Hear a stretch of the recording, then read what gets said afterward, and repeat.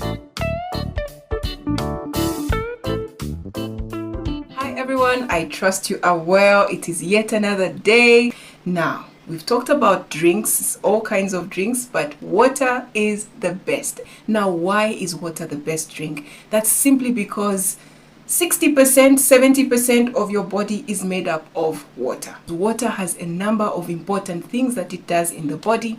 For example, water helps to lubricate your joints. Yeah, for me to be able to do this and bend my knees and stretch my arm, all that is because of water that is around my joints, but also because your blood needs water. Blood takes nutrients through the body, oxygen included, and so that requires water. It needs to be fluid enough for the nutrients and oxygen to circulate your body, but also your eyes, right? It's not only when you cry that water comes out. Even now, as I speak to you, my eyes have water. For me to be able to blink without scratching the cornea of my eye or the white part of my eye, it's because of the water that is inside the eyelids. And so I can go on and on talking about the benefits of water, but maybe your question now should be, how much water rather should you consume? We normally say have 2 liters of water or 8 glasses of water per day, but that is a rule of thumb. It will vary for different people, and especially when you weigh more,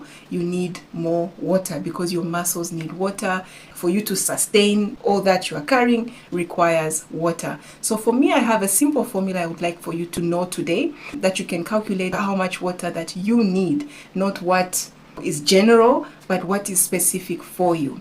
And it's a simple calculation, and it goes like this. So let's say you weigh 80 kilograms. You multiply that by 35 meals, because we say that 1 kilogram body weight requires 35 meals of water. Let me say fluids. If you, let's say you are 80 kgs, you multiply 80 by 35, and that is how much fluid you need to consume per day, meaning what will come from the food, what will come from fruits, the drinks, hopefully not the drinks we talked about last week, but all that adds to your fluid intake, and 80% of that should be water.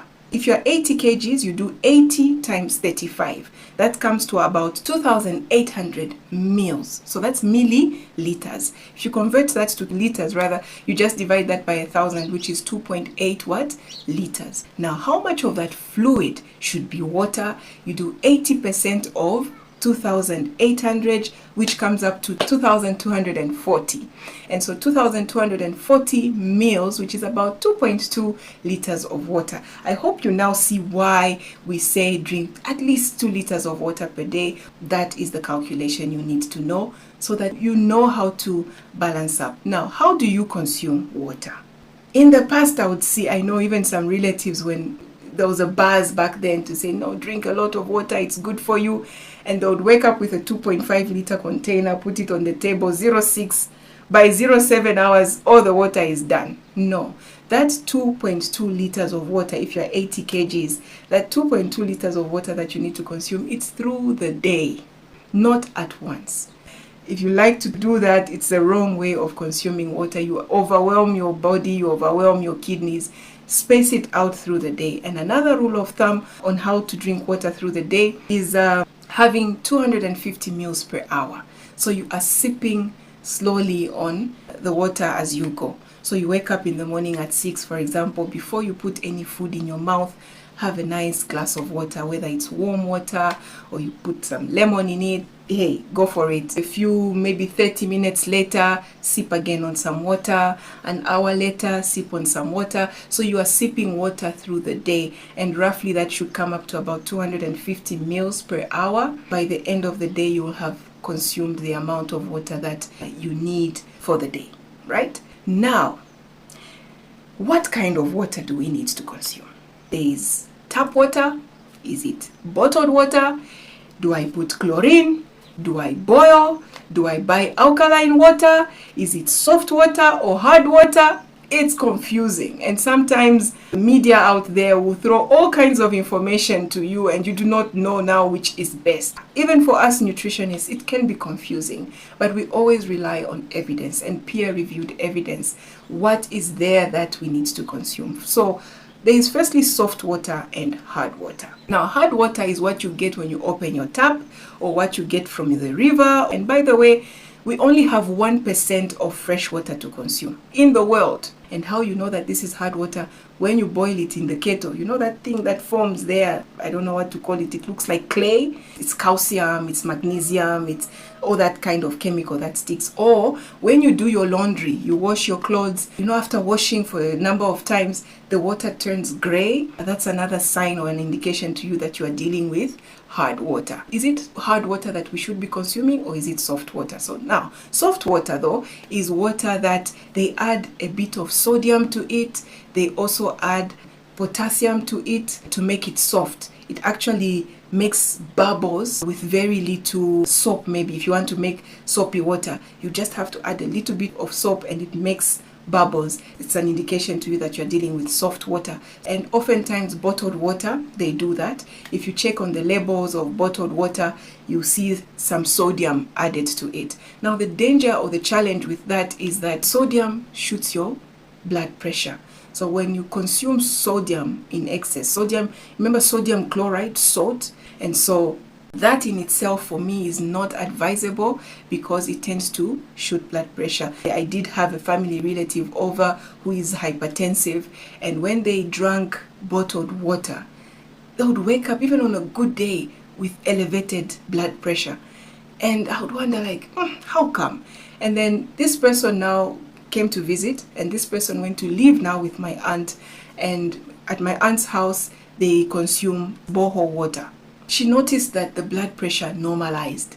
So now I was thinking to myself, could it be the bottled water that could have shot her blood pressure? Because bottled water does have sodium, and it's a possibility. And perhaps it is better then to take hard water, right? Because hard water has that added benefit of calcium and magnesium, which also help to regulate blood pressure and good for the heart. For example, magnesium is a very good mineral that is good for the heart.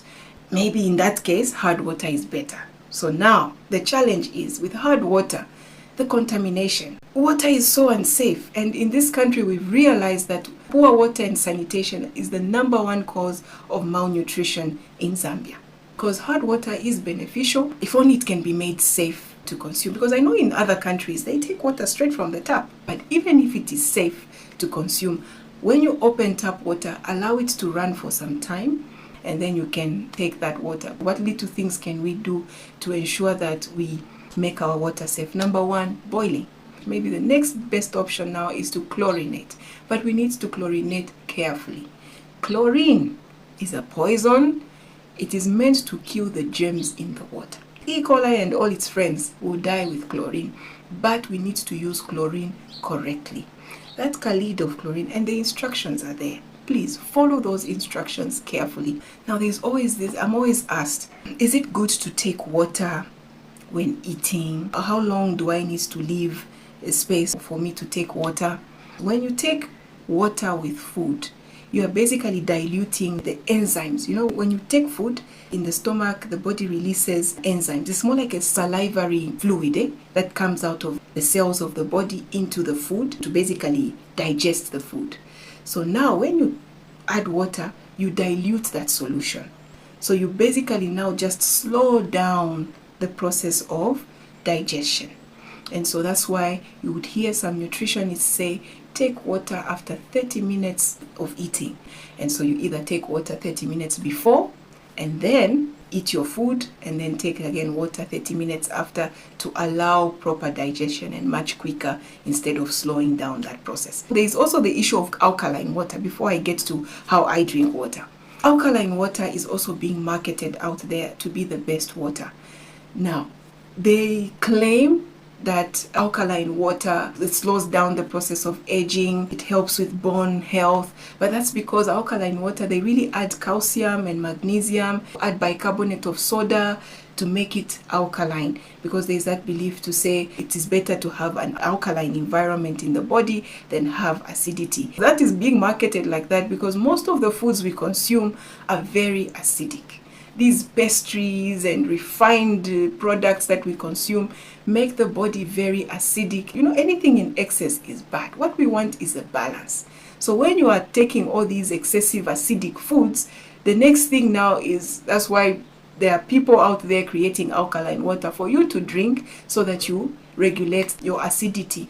But really, if you are consuming whole foods, natural foods, your body just does that for you naturally. And so it's not necessary that you need to take alkaline water. But if you have to also make alkaline water, you don't necessarily have to buy. You can take it like this, and this is how I prefer to take my water. I add some cucumbers to it. So I carry a water bottle like this through the day, and I sip on this water through the day. It also makes the water taste good. So for those of you who are not, and I know a couple of people who say water makes me nauseous, I feel like vomiting when I take water, especially when I'm not thirsty. One way of making the water taste good is actually adding cucumber to the water and only a slice of lemon. Sometimes I leave the slice of lemon out because it tends to make the water bitter, especially when I'm getting to the bottom. Allow this to sit even overnight, and when you wake up in the morning, grab it and enjoy that beautiful sip of water that you are getting from this. Again, evidence is not sufficient to make these conclusions to say alkaline water is better than water which has either a neutral or a lower pH. And also, some scientists have said this does not make water alkaline, the addition of cucumber and so forth. I've really looked for litmus paper or something that I can use to test the alkalinity of the water. I'll probably do that if I get a means to test, so that we can do our own research on this platform. Like, we don't have to wait until some big scientist out there does a peer-reviewed article on that. We can do small tests on our own to find out. But really, if at all it doesn't help with alkalinity, for me, I would like to believe it does, because it adds minerals to the water, and addition of minerals like calcium, magnesium helps to shift the acidity a bit upwards to more alkaline. And also, by the way, this is proven to assist with weight loss to some degree. So for you out there who are looking to lose some weight, try to add some cucumber to your water and sip it through the day. I mean, how much is a cucumber? And so just adding that makes a difference. Another thing you can add to your water is mint. This little guy here, it smells amazing. It smells amazing. You can make tea using mint. Remember, 80% of fluid should be water. 20% should then come from everything else, the tea that you drink, the fruits and so forth. And so plant this. I plucked this from my garden and they grow wild. So this is one way of improving the taste of water so that you drink more. And you have no excuse, especially this season. These guys, I've seen trees in yards with lots of lemon just rotting on the tree. Why not add them to your drinking water? 30 minutes later, drink that water, and it is so refreshing. You're not only going to take water, but a number of other nutrients, vitamin C and other bunch of minerals that are found in fruits like this. So this is the season. Tips on how to know that you are not taking enough water: your urine. When you go to the toilet to pee, your urine is deep yellow, you're not taking in enough water. Even speaking, you release a lot of water. So if you are in the business of talking a lot, you are a teacher, radio presenter, you talk a lot, and so you spend a lot of water. So when your mouth gets dry, it's a sign you need to sip on some water. So have water next to you as you are teaching, as you are doing your radio program. Stay hydrated. If you are also a fitness person, you do a lot of exercise, drink enough water. Calculate the amount of water you need to take. I mean, it's a simple calculation, so just do it. And also, when you're feeling faint, you're feeling drowsy, you feel like you're about to fall, don't say, hey, Mperako Festi Fanta yo. Wapeni Coca-Cola. No. Water. Take some water and see how you're going to come back to life, because water is life. Way to eat.